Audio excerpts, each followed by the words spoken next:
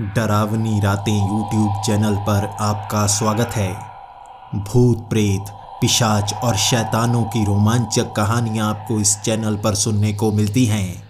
अगर आपको ऐसी ही वीडियोस देखना पसंद है तो हमारे इस चैनल को सब्सक्राइब करना ना भूलें। तो हेडफोन लगा लें, कमरे की लाइट्स ऑफ कर लें, क्योंकि ये वक्त हो रहा है डरने का।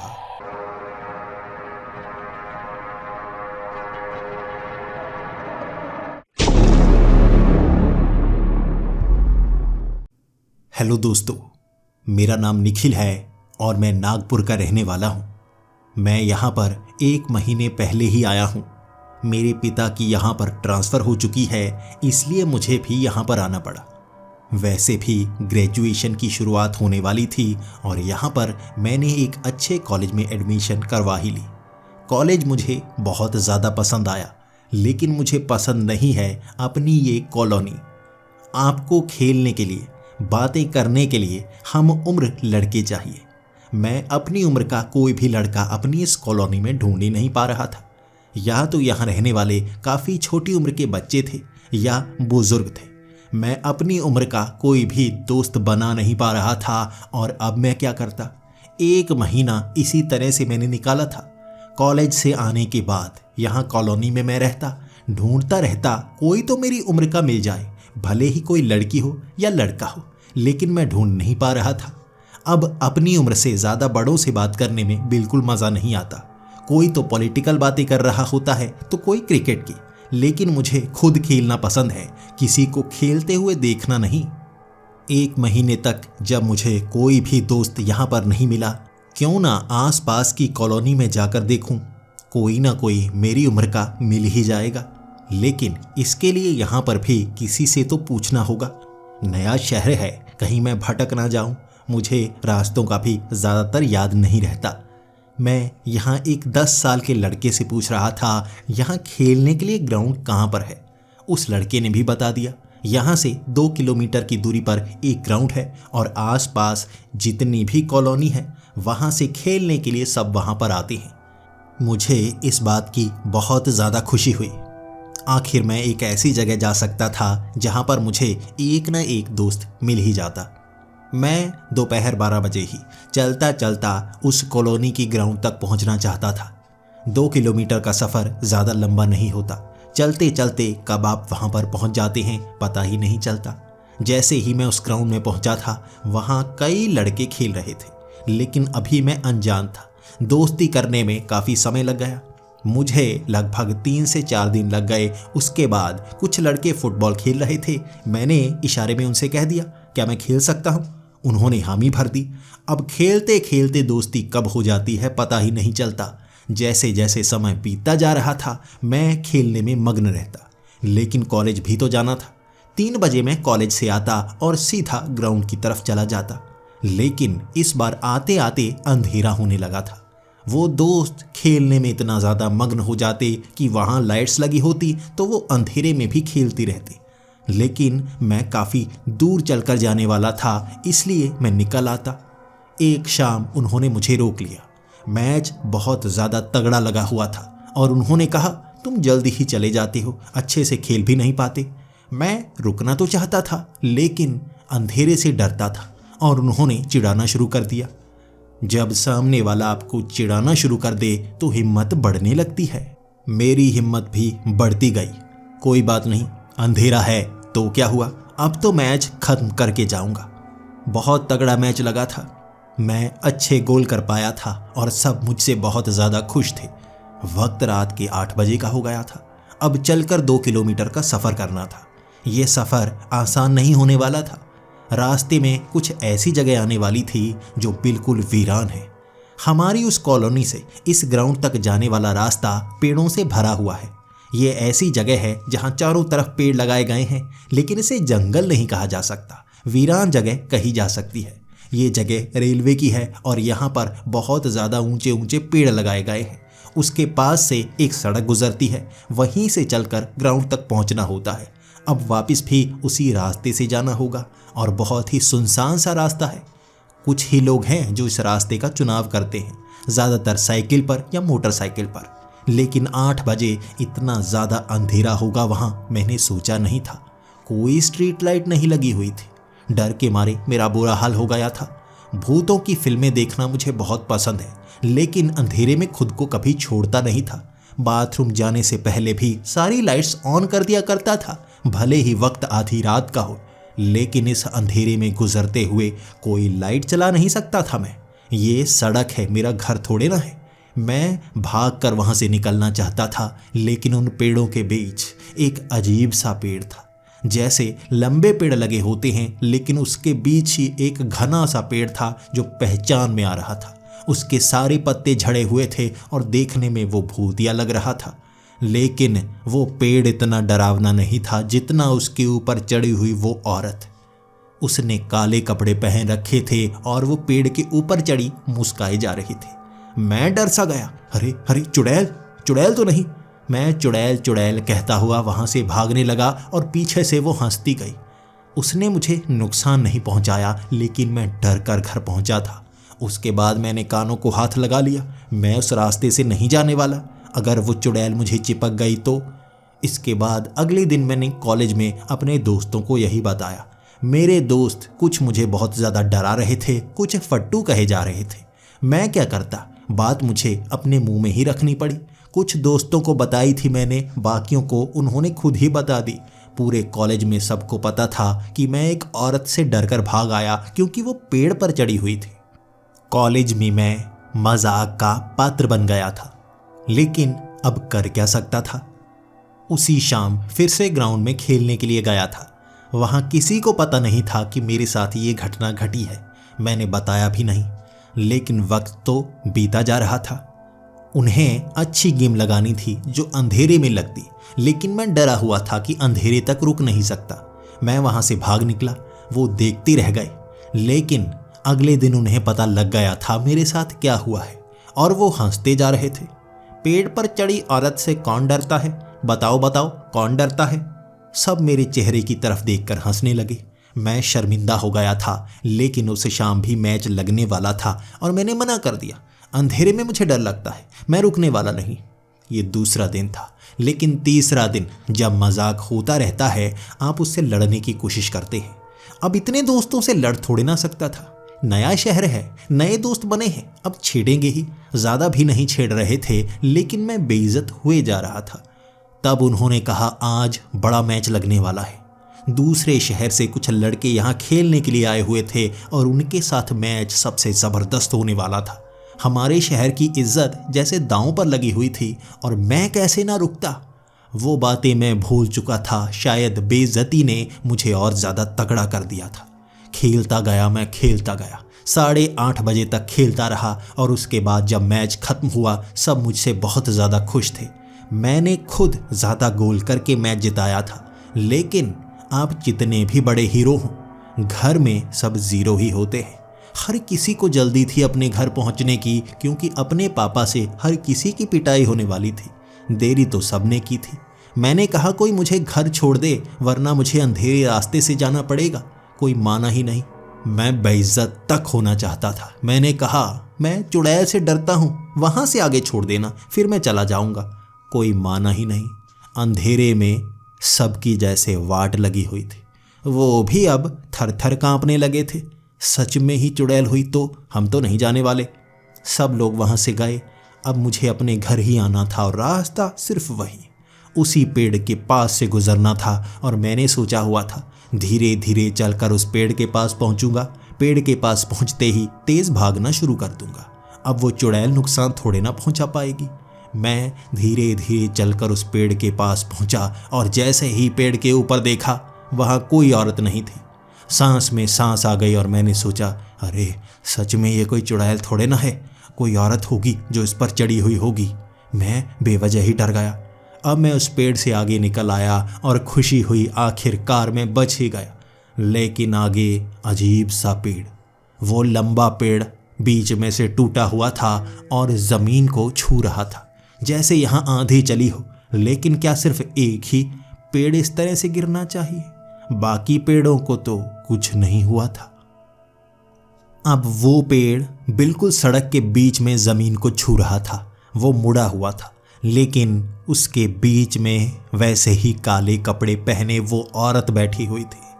अब डर का माहौल बना हुआ था। पीछे मैं भाग नहीं सकता था क्योंकि निकलना तो इसी रास्ते से था, लेकिन वो औरत लगभग सड़क के बहुत ज़्यादा करीब थी। ये चुड़ैल ही है, मैंने सोचा ये चुड़ैल ही है जो मुझे पकड़ लेगी और मार देगी। अब क्या करूं मैं? लेकिन मैं आगे बढ़ने लगा। एक तरफ से नीचे उतरकर मैं वहां से भागने लगा और वो हंसती जा रही थी। उसकी हंसी कोई चुड़ैल जैसी नहीं थी, कोई साधारण इंसान जैसी थी। उस पेड़ को पार किया मैंने और तेजी से भागने लगा। वो ना तो मुझे डरा रही थी, ना मेरे पीछे आ रही थी, बस वो हंसती रही और मैं भागकर वहां से निकल गया। ये दूसरी बार था और यकीन कीजिए, भले ही वो सड़क के करीब थी, इस बार मैंने करीब से देखा था, लेकिन अब डर कम लगा था। कहते हैं ना, जब बार बार मौत करीब आती हो तो आपको डर लगना कम हो जाता है। मेरे साथ भी वैसा ही हुआ। अब मैं दिन के वक्त भी उसी रास्ते के करीब से निकलता और उन पेड़ों को देखता जाता, लेकिन दिन के वक्त वो औरत नजर नहीं आती। कोई औरत भी उन पेड़ों के पास नजर आती ही नहीं। मैं फिर से ग्राउंड में खेलने के लिए गया था। अब उन्होंने कहा था दोबारा मैच लगाना है। मैंने मैच तो लगाया, लेकिन अंधेरा होने का इंतजार किया। अंधेरा हुआ, मैं वापस आने लगा। अब मुझे एक और पेड़ पर चढ़ी हुई औरत दिखी। वही औरत बदल बदल कर पेड़ों का चुनाव कर रही थी और इस बार उसने अलग पेड़ का चुनाव किया था। मैं भागने वाला नहीं, अब तो मैं चलकर जाऊंगा, इससे डर लग ही नहीं रहा था। मैं धीरे धीरे चलने लगा था और वो औरत उसी पेड़ पर चढ़ी हुई हंस रही थी। मैंने उसका चेहरा साफ साफ देखा ही नहीं था, क्योंकि वो पेड़ पर चढ़ी हुई होती और रोशनी तो ऊपर से पड़ रही होती तो चेहरा नजर नहीं आता। ना कोई स्ट्रीट लाइट थी वहां पर। वो हंसती रही, मैं करीब से निकल गया। ना मैंने उसे देखा, ना उसने मुझे देखा, ऐसे हालात थे। वो मुझे नुकसान नहीं पहुंचा रही थी। तीसरी बार उससे सामना इस तरह से हुआ था। उसके बाद मैं वो चुड़ैल वाली बात भूल ही गया था। मुझे लगने लगा था ये कोई पागल औरत है जो पेड़ पर चढ़ जाती है और डराने की कोशिश करती होगी, नुकसान तो पहुंचाती नहीं। अब फिर से एक दिन रात के समय मैच लगा था। वक्त 8 बजे का हो गया था। मैच मैंने खेला और वापस घर की तरफ आने लगा। फिर से एक पेड़ पर चढ़ी हुई वो औरत देखी मैंने और अब लग रहा था क्यों ना उससे बात ही करूं। अब उस औरत को देखकर डर कर नहीं भागा था। मैं पेड़ के पास खड़ा हो गया था। चेहरा देखना चाहता था मैं उसका। मैं उससे बात करना चाहता था। मैं भी वहीं पर खड़ा रहा और वो भी ऊपर से हंसती रही। मैंने कुछ समय वहीं इसी तरह देखकर एक सवाल किया, कौन हो तुम? पेड़ पर क्यों चढ़ी रहती हो? किसे डराने की कोशिश कर रही हो? इस बार उसने जवाब भी दिया था, डराने की कोशिश किसको कर रही थी? मैं तो पेड़ पर चढ़ी हुई होती हूँ, डराती तो किसी को नहीं। मैंने उससे सवाल किया, डराती ही तो हो, पेड़ पर चढ़कर हंसती रहती हो, किसी को भी लगेगा कि तुम चुड़ैल हो। वो फिर से हंसी और कहने लगी, चुड़ैल? तुम्हें मैं चुड़ैल लगती हूँ? चुड़ैल बहुत भयानक सी होती हैं, चेहरा देखो मेरा, मैं चुड़ैल जैसी लगती हूँ। अब उसने चेहरा थोड़ा आगे की तरफ किया था जिस पर चांद की रोशनी पड़ी थी। वो कोई भयानक चुड़ैल नहीं थी, ठीक ठाक औरत ही थी और उसका चेहरा देखकर वो मुझे साधारण औरत लगी तो मैं उससे और बात करने लगा। तो तुम पेड़ पर चढ़ी क्यों रहती हो? क्या करना चाहती हो? यहाँ कौन से फल लगे हुए हैं जिसे तोड़ने के लिए तुम पेड़ों के ऊपर चढ़ जाती हो? या तुम्हारा दिमाग खराब है जिसे ठीक करने के लिए पेड़ के ऊपर चढ़ी रहती हो? उसने भी जवाब दिया, तुम समझ नहीं पाओगे, बता तो दूं, तुम समझ नहीं पाओगे। समझना चाहते हो? मैंने हामी में सर हिला दिया। उसने हंसते हंसते कहा, मैं पेड़ से बंधी हुई हूँ, क्या करूँ, छूट ही नहीं सकती, छुड़ा दो तो तुम्हारा एहसान होगा। मैं नीचे खड़ा कहने लगा, अच्छा पेड़ से बंधी हो? कितने पेड़ों से बंधी हो? छलांगे लगा लगा कर नए नए पेड़ का चुनाव करती रहती हो और कहती हो पेड़ से बंधी हूँ। यार, या तो तुम मुझे पागल समझ रही हो या तुम अव्वल दर्जे की पागल हो। मेरी ये बात सुनकर वो बहुत ज़्यादा गुस्से में आ गई। वो गुस्से में मुझे भागने के लिए कह रही थी, भाग जाओ यहाँ से, भाग जाओ। मजाक समझाए? मैं तुम्हें डराने की कोशिश नहीं कर रही थी, मैं तो पेड़ पर बैठी हूँ, तुम्हें बात करनी है तो करो, भागना है तो भागो। अब वो गुस्से में थी तो मैंने सोचा क्यों इस पागल से अपना माथा मारूं, यहाँ से निकलता हूँ। अब मैं आगे की तरफ बढ़ चला। ये बात ना मैंने कॉलेज में किसी को बताई, ना खेल के मैदान में किसी को बताई। मैं अपना मजाक उड़वाना नहीं चाहता था। लेकिन 2-3 दिन बाद फिर से हमने ऐसा मैच लगाया जिसके बाद आने में अंधेरा हो गया। वो मुझसे कह रहे थे, अब तुम अंधेरे से डरते ही नहीं, क्या हुआ चुड़ैल नहीं मिलती? मैंने भी हंसते हंसते कह दिया था, चुड़ैल का क्रियाक्रम कर दिया है मैंने, अब वो मिलने वाली नहीं। ये कहकर मैं वापिस आया था और वापिस उसी बड़े से पेड़ पर बैठी हुई वो औरत मिली। फिर से नीचे खड़ा होकर मैं कहने लगा, यार सच में तुम पागल हो। लोग रात को छत पर चढ़ते हैं हवा खाने के लिए, तुम पेड़ों पर चढ़ती हो हवा खाने के लिए। यकीनन तुम चुड़ैल तो होगी ही। वो गुस्से में थी। चुड़ैल? तुम मुझे चुड़ैल क्यों कहते रहते हो? तुम्हें कहा तो है चुड़ैलें सुंदर नहीं होती। मैं ठीक ठाक तो हूँ, तो चुड़ैल क्यों कहते हो? मैं हंसने लगा था। उसके बाद मैंने कहा, अब बता ही दो तुम पेड़ों पर क्यों चढ़ती हो, यकीन कर लूँगा मैं।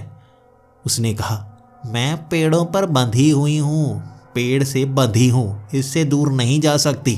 तुम मेरी मदद करना चाहते हो तो कर सकते हो।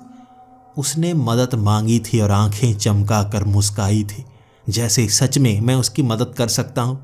अब उससे डर नहीं लग रहा था तो मैंने भी कह दिया, हाँ मैं मदद करूँगा, लेकिन मुझे तुम पर यकीन नहीं है, नुकसान तो नहीं पहुँचाओगी? उसने कहा, नहीं नहीं, लेकिन वादा करो मदद पूरी करोगे, छोड़कर नहीं भागोगे।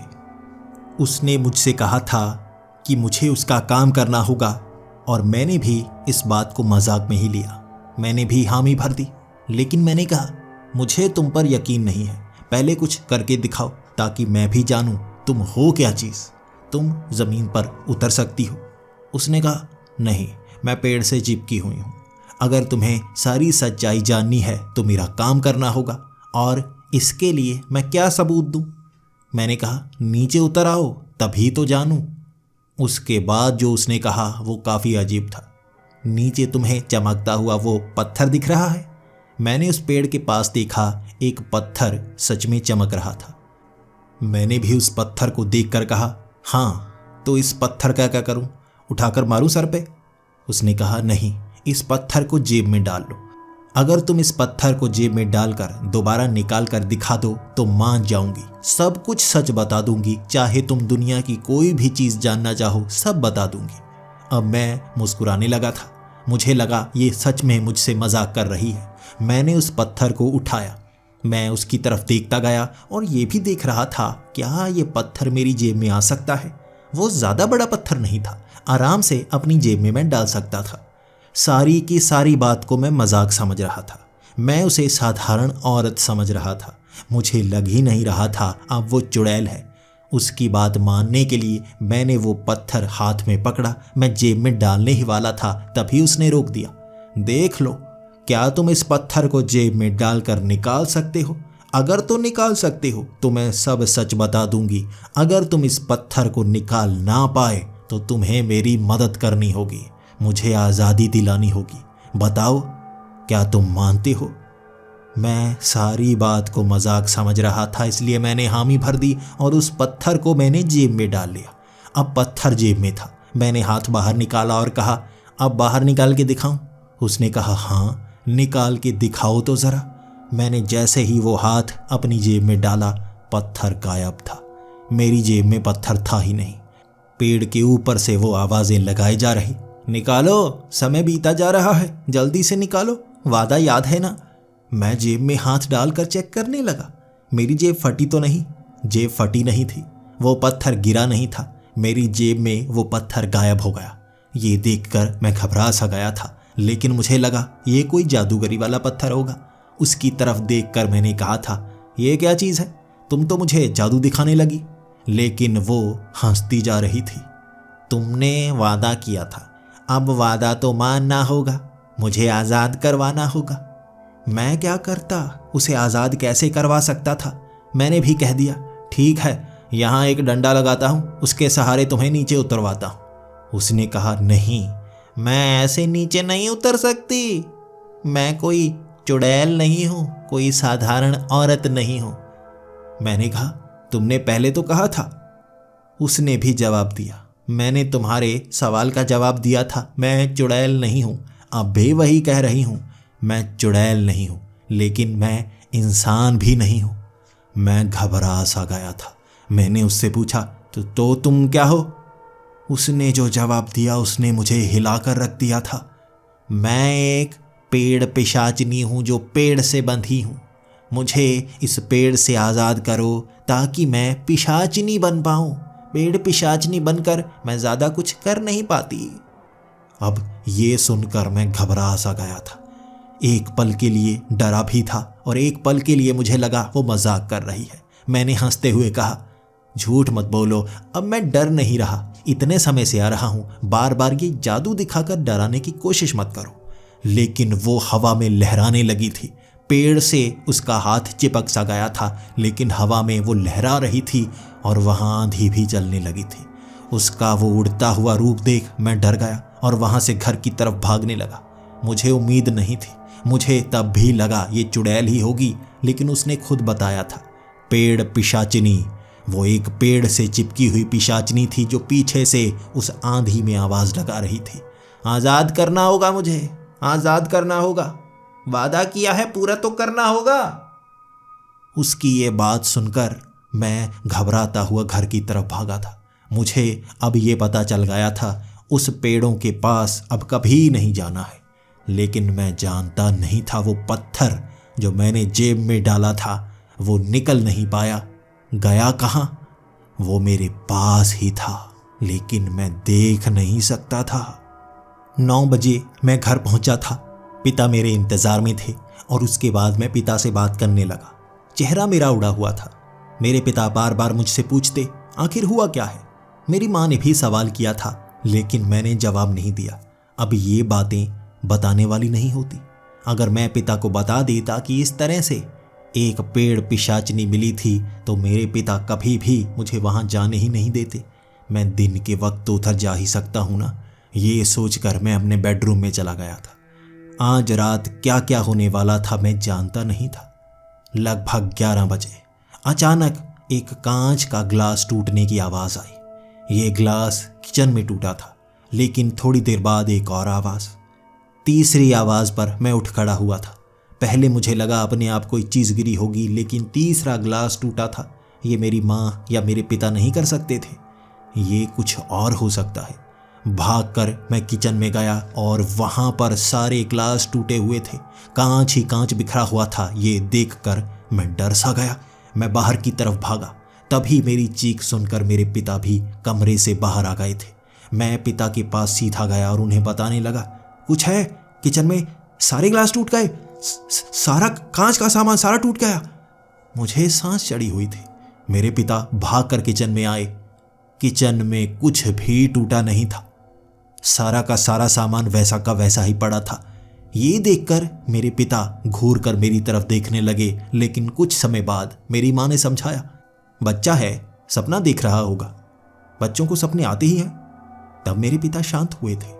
मेरे पिता जब शांत होकर बेडरूम की तरफ चले गए, मैं तब भी किचन के सामने खड़ा था और किचन को देखे जा रहा था।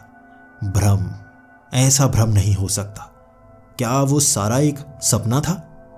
मेरी नजरें इधर उधर जा रही थी। सर को खुजाया मैंने और दोबारा बेडरूम की तरफ बढ़ चला। मैं बेड पर लेटा ही था। इतने समय में नींद नहीं आती, लेकिन ग्लास टूटने की आवाज़, किचन से वो पहली ग्लास टूटने की आवाज़ ने मुझे डरा कर रख दिया था। अभी तक मैं सोया भी नहीं, ये आवाज़ें फिर से आ रही हैं। मैंने दरवाज़ा खटखटाने की आवाज़ भी सुनी थी, लेकिन मध्यम मध्यम सी आवाज़। ये मेरा दरवाज़ा नहीं था, कोई और दरवाज़ा खटखटाया जा रहा था। मैं अपने दरवाजे के पास पहुंचा, कान लगाकर सुनने लगा किधर से आ रही है आवाज़। मैं इतना डरा हुआ था कि अपने कमरे से बाहर निकलना नहीं चाहता था। लेकिन तभी ठक ठक की वो आवाज़ मेरे दरवाजे पर हुई। मैं पीछे गिरा। ये मेरे दरवाजे को किसने खटखटाया? मैं नीचे से रोशनी देख पा रहा था जो किचन से आ रही थी। कोई सामने खड़ा होता तो परछाई तो बनती ना, नीचे थोड़ी सी रोशनी बाहर की तरफ आती ना, लेकिन ऐसा कुछ नहीं हुआ था। बाहर से 2 बार खटखटाने की आवाज़ आई। मैं दरवाज़ा खोलना ही नहीं चाहता था। डरा हुआ मैं बेड पर लेटा हुआ था। मुझे भ्रम हो रहा है या ये सच्चाई है मैं नहीं जानता, लेकिन मेरे पिता होते तो आवाज़ लगा ही देते, ये कुछ और है। उसके बाद जो हुआ, मैं चीख पड़ा था। मेरा वो दरवाज़ा जिसके बाहर कुछ भी खटखटाने के लिए नहीं था, लेकिन अंदर की तरफ वहाँ मैंने एक पुराने ज़माने की घंटी सी टांग रखी थी। वो घंटी दरवाजे से टकराई थी, ठक ठक, और मैं चीख पड़ा था। मेरी चीख पिताजी के कमरे तक पहुंची थी। मेरी माँ और मेरे पिताजी सीधा भागकर मेरे कमरे में आए थे। मैं इस तरह से बात कर रहा था जैसे मेरा गला बैठ गया हो। मैं चीखने की कोशिश कर रहा था, मैं उन्हें बताने की कोशिश कर रहा था, लेकिन आवाज़ नहीं निकल रही थी। कुछ समय हाँफते हाँफते मैंने पिता को बताया क्या क्या हुआ। पिता ने बात मानी ही नहीं। माँ भी मेरी तरफ इस तरह से देख रही थी जैसे मुझे कोई बीमारी हो गई हो।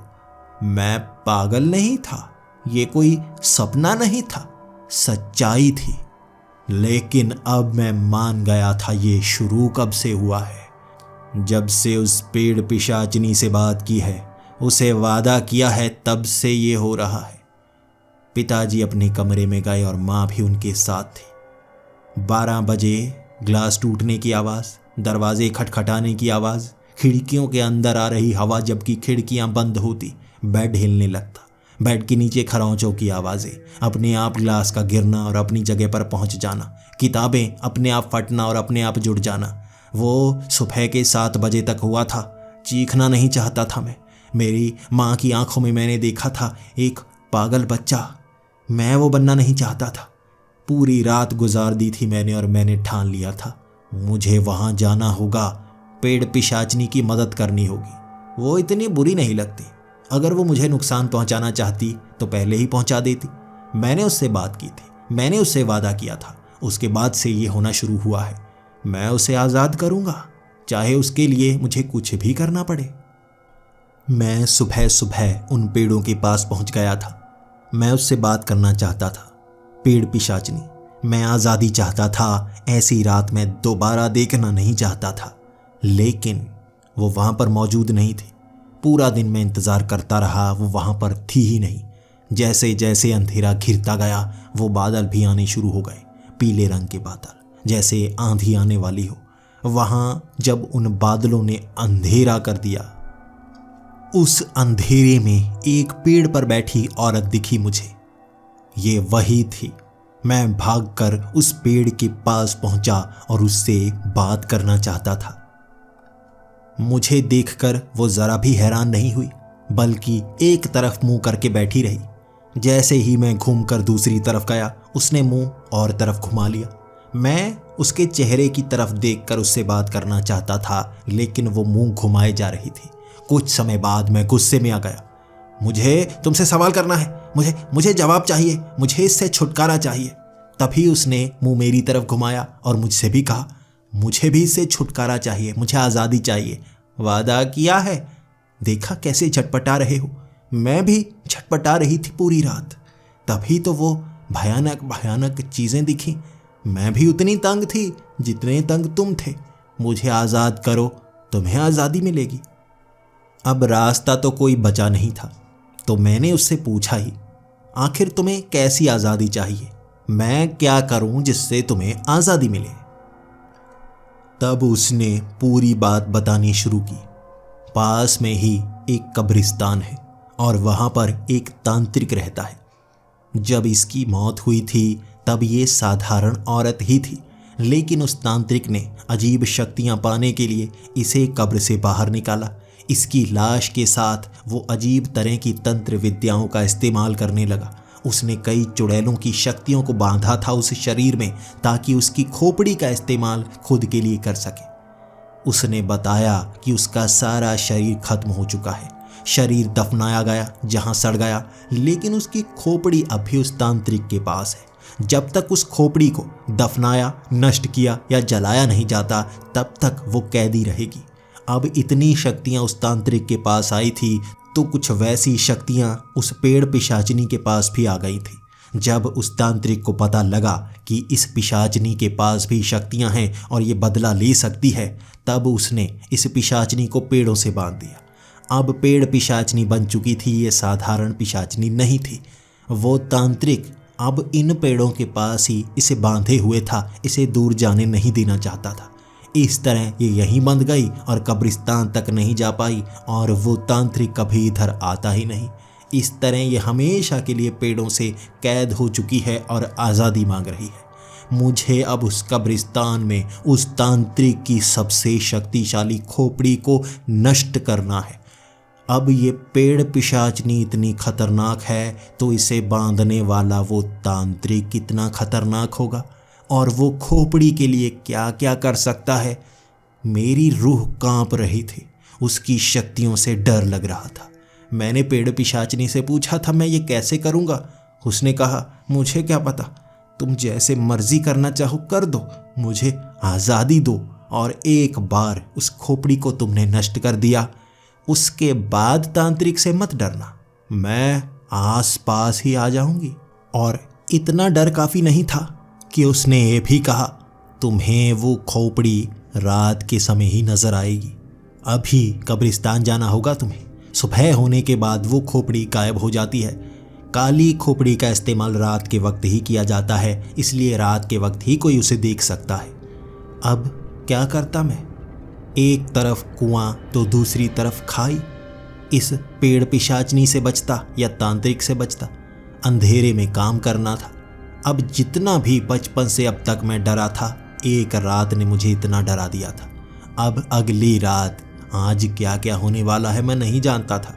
रास्ता उसने दिखा दिया था, जिन पेड़ों तक वो जा सकती थी मेरे साथ पेड़ बदल बदल कर जाती रही और अंतिम पेड़ की तरफ इशारा करके उसने कहा यहाँ से 2 किलोमीटर आगे तुम्हें कब्रिस्तान मिलेगा, रास्ते में कोई जानवर नहीं दिखेगा। वो कमीना तांत्रिक कुत्तों को भी उबाल कर खा जाता है। डरने की बात नहीं है, किसी जानवर जीव को छोड़ता नहीं। तुम जानवरों से मत डरो, उससे डरो। मैं अब आगे बढ़ चला था। जैसा उसने कहा था वहाँ ना तो किसी कौवे की आवाज़, ना कोई कुत्ता, ना कोई कीड़ा, हर चीज़ जैसे गायब थी रास्ते से। मैं उस कब्रिस्तान के करीब पहुंचा और अंदर आग लगी हुई थी। पहले मुझे लगा ये कोई चिता जल रही होगी, लेकिन नहीं। एक तरफ लकड़ियां जलाई थी उस तांत्रिक ने, वो कुछ करना चाहता था। लकड़ियां काफ़ी ज़्यादा थी लेकिन बिछाई चिता की तरफ थी। उसके ऊपर कोई लाश नहीं, बल्कि वहाँ वो कुछ रखने वाला था। क्या रखने वाला था? मैं कांपता कांपता उस कब्रिस्तान के गेट की तरफ पड़ा था। गेट के पास एक छोटा सा छेद बना हुआ था। उस छेद में मैंने देखने की कोशिश की आखिर तांत्रिक कहाँ है। तांत्रिक के कोने में सामान सा इकट्ठा किए जा रहा था और वो सारा सामान झोले में डालकर उस आग के करीब ले जाता।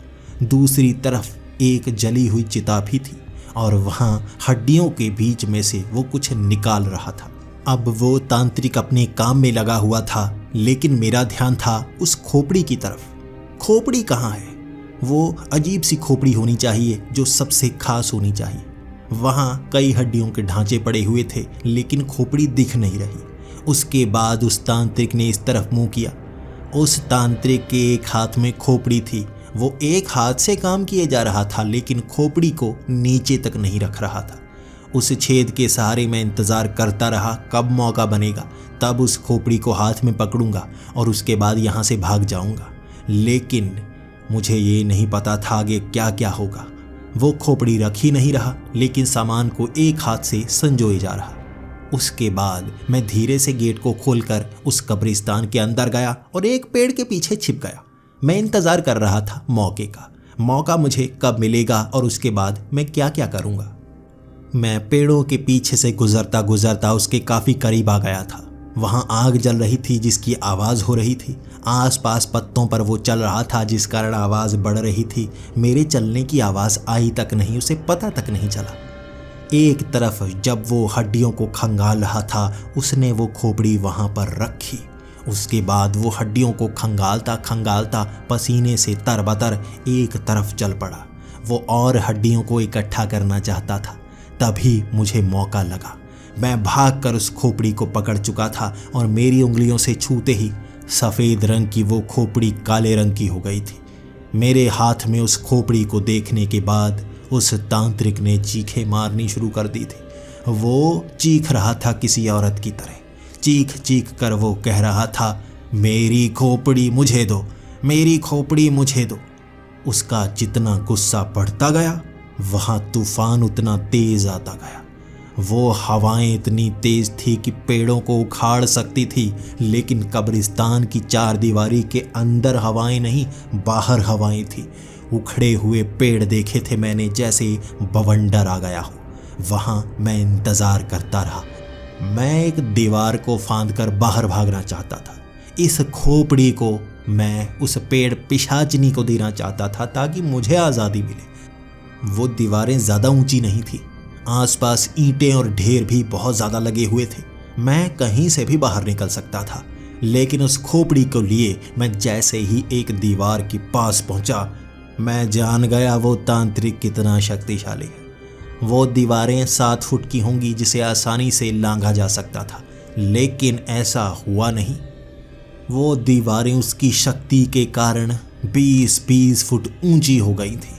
मैं गेट की तरफ भागा, गेट को खोलकर ही बाहर निकल जाता हूँ। उस तांत्रिक के हाथों से बचा और सामने गेट था, लेकिन गेट छोटी सी जाली के रूप में बदल गया। इतनी छोटी जाली हो गई कि मेरा तो सर फंस सकता था। अब वो भी भागने की जगह नहीं बची। अब करूं तो करूं क्या?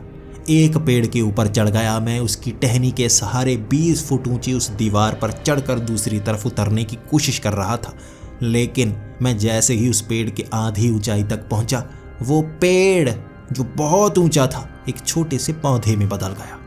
उस तांत्रिक की शक्तियां विशाल काय होते जा रही थी, लेकिन शायद नुकसान मुझे इसलिए नहीं हो रहा था क्योंकि मेरे हाथ में वो खोपड़ी थी, उसकी शक्तिशाली खोपड़ी। अगर मैं वो खोपड़ी उसे देता तो वो शायद मुझे जान से मार देता। अभी वो कमज़ोर है। करूं तो करूं क्या, मैं सोचता जा रहा था। अब क्या कर सकता हूं?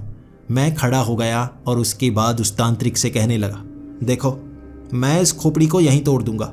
देखो मैं तुम्हारी सारी शक्तियों को आज़ाद कर दूंगा। वो गुस्से में कहने लगा, ऐसा मत करना, मैं तुम्हारे शरीर की बोटी बोटी कर दूंगा। लेकिन मैं उससे चाहता था आज़ादी। मैंने कहा, तुम्हें ये खोपड़ी चाहिए, तुम्हें मुझे आज़ाद करना होगा। खोपड़ी तुम्हारी, आज़ादी मेरी, दोनों को फ़ायदा होगा। तब वो एक जगह खड़ा हो गया और कहने लगा, ये सौदा सही लगता है, तुम्हें आज़ादी चाहिए, जा सकते हो, खोपड़ी को फेंको, यहाँ से चले जाओ। मैंने कहा, आज़ादी तुमसे नहीं, तुमसे आज़ादी मैं पा सकता हूँ। अगर यहाँ खाली हाथ चला गया तब भी मैं मारा ही जाऊँगा। तो मुझे दोनों तरफ से आज़ादी चाहिए, तुमसे भी आज़ादी चाहिए, उस पेड़ पिशाचनी से भी आज़ादी चाहिए। तब वो हंसने लगा था और कहने लगा, अच्छा तभी सोचूं तुम्हें खोपड़ी के बारे में कैसे पता? मेरी खोपड़ी को चुराने के लिए इतनी दूर कोई कैसे आ सकता है बिना मुझसे डरे? तो उस पेड़ पिशाचनी ने भेजा है। खुद पेड़ों से बंध गई लेकिन चालाक बहुत है, अपने लोगों को भेज रही है। और तू बच्चे, तू उसकी चाल में कैसे फंस गया? तुझे किस तरह से फंसाया? मैंने कहा, वादा, मुझसे वादा ले लिया और मैं भी बेवकूफ़ बिना सोचे वादा दे दिया। कभी भी ज़िंदगी में अब वादा नहीं करूँगा। लेकिन तुम बताओ आज़ाद कैसे कर सकते हो? उसने कहा, आज़ादी आसान है, उस पेड़ पिशाचनी का अब तो अंत ही कर दूंगा। मैं उसका अंत करूँगा, तुम्हारी आज़ादी। ये खोपड़ी मुझे दो तो तुम्हारी आज़ादी पक्की, दोनों तरफ से तुम बचे। मैं वो खोपड़ी उसे दे तो देता, लेकिन वो पेड़ पिशाचनी से ज़्यादा खतरनाक मुझे ये तांत्रिक लग रहा था। अगर ये बाकियों के साथ ये कर सकता है तो मेरे साथ भी कुछ कर ही सकता है। सौदा मैंने ज़रूर कर लिया था, लेकिन ये मेरी चालाकी थी। जब भी मैं बात करता हूँ मैं कदम आगे बढ़ाता जाता हूँ। मैं ये बात करते हुए भी उससे आगे बढ़ता जा रहा था। अब इन 4 दीवारों से मैं बाहर नहीं जा सकता था, उसे पता था, इसीलिए वो भी बात करता गया। बाहर मैं जा नहीं सकता था, लेकिन जलती हुई वो आग, जैसे ही मैं आग के पास पहुंचा वो खोपड़ी मैंने आग में फेंक दी। उस खोपड़ी को भी आग पड़ गई थी। जैसे खोपड़ी जलने लगी थी, धीरे धीरे वो जलती गई और वो तांत्रिक उसे बचाने के लिए भागा। अब भले ही वो तांत्रिक शक्तिशाली था, लेकिन उसकी शक्तियों वाली वो खोपड़ी आग में पड़ चुकी थी। अब मैं हट्टा कट्टा कॉलेज में पढ़ने वाला नौजवान मुक्कों की बारिश करना चाहता था, लेकिन यकीन कीजिए कमज़ोर सा तांत्रिक, हड्डियां निकली हुई थी, उसे बस रोक पा रहा था मैं, लेकिन मेरे मुक्के उस पर बेअसर थे। उसे दर्द तक नहीं हो रहा था। उसने अपनी शरीर की इंद्रियों को जैसे जीत रखा था। खोपड़ी चलती गई, मैं उसे रोके रखा और जैसे ही खोपड़ी राख में बदलना शुरू हो गई, उसकी आंखें ऊपर को चढ़ गई और गुस्से में वो मेरी तरफ देखकर बोला, तुम्हें इतना दर्द दूंगा तुम सहन नहीं कर पाओगे, लेकिन मरने भी नहीं दूंगा। अब उस खोपड़ी को तो खत्म कर दिया था मैंने। मुझे अब दूर जाना था उस तांत्रिक से। 4 दीवारी सही हो गई थी, वो ज्यादा ऊंची नहीं थी। गेट तो पहले से ही खुला था। मैं गेट की तरफ भागा। अब उसके हाथ में गोटियां थी। वो गोटियां फेंक रहा था और उन गोटियों से धमाके हो रहे थे। जहां भी वो गोटी गिरती वहां आग लग जाती और जमीन काली फिर जाती। मैं बड़ी मुश्किल से बचा था उन गोटियों से। कब्रिस्तान से दूर भागता गया, वो मेरे पीछे, और अचानक उसने एक छोटी सी गुड़िया जेब से निकाली। वो झोले से बाहर निकालते ही उसे सुइयां चुभोने लगा और मेरा शरीर जैसे दर्द से बेहाल हो चला था। मैं एक पेड़ से टंगा हुआ था और रो रहा था। मुझे माफ कर दो, मैं क्या करता। वो मुझे मारने के लिए आगे बढ़ता, तभी वो पिशाचनी का कहर, वो पीले रंग का तूफान वहां आ चुका था जो पेड़ों को उखाड़ रहा था। उस तांत्रिक के उखड़े हुए पैर देखे थे मैंने।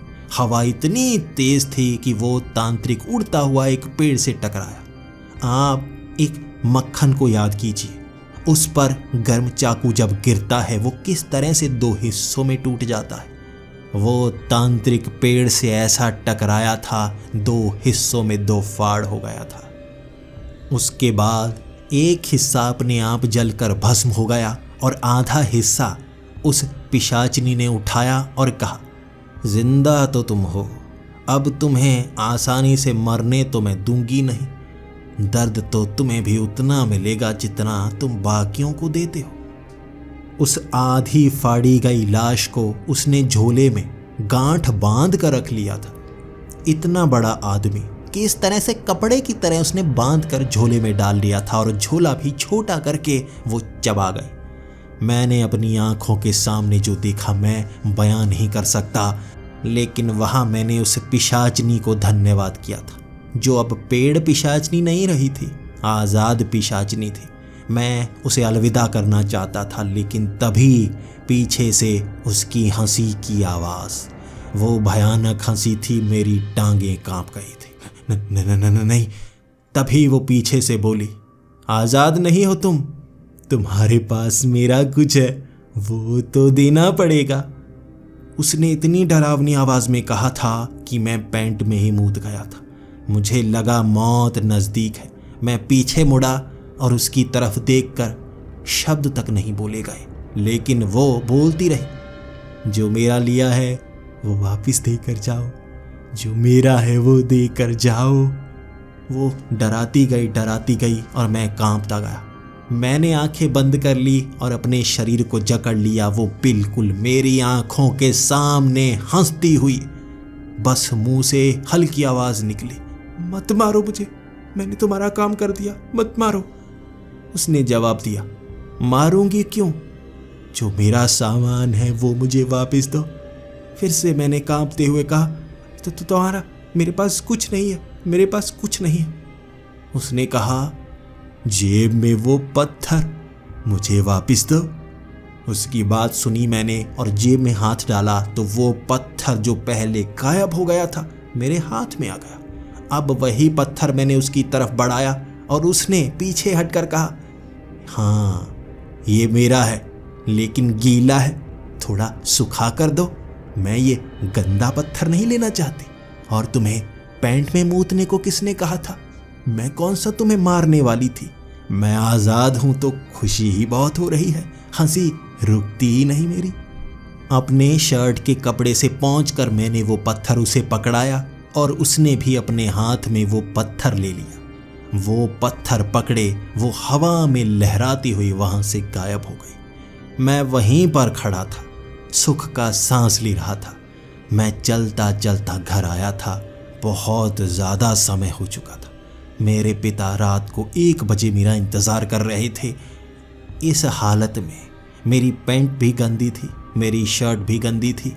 मैं भी डरा हुआ था, मैं थका हुआ था। लेकिन यकीन कीजिए, सबसे ज़्यादा पिटाई मेरे पिता ने उसी रात की थी। कहाँ थे तुम? गुलछर्रे उड़ाने चले गए थे। बहुत पीटा था मेरे पिता ने। बस उसके बाद से जैसे मैं सुधर गया। मैं उसके बाद बिल्कुल भी ऐसी हरकत करने में यकीन नहीं करता। आज भी खेलने जाता हूँ मैं, उन पेड़ों के ऊपर कभी कोई औरत नज़र नहीं आती, लेकिन क्योंकि वो आज़ाद हो गई है, सड़क के बीच में दिखती है कभी कभी मुझे। मैं उसे देखकर मुस्कुराता हूँ और वो भी मुस्कुरा कर निकल जाती है। मैंने उससे बात करने की कभी हिम्मत नहीं की, लेकिन मैं अब डरना भी बंद कर चुका हूँ। जिंदगी का रोमांचक किस्सा था मेरा, जिसे मैं आज भी याद करता हूँ। मैं बताता हूँ, कोई यकीन ही नहीं करता। लोगों का मानना है पिशाचिनी ऐसी नहीं होती, लेकिन यकीन करिए, अगर मैं उसे आज़ाद ना करता तो मरता, अगर मैं उसे आज़ाद करता, गलती करता तो मरता।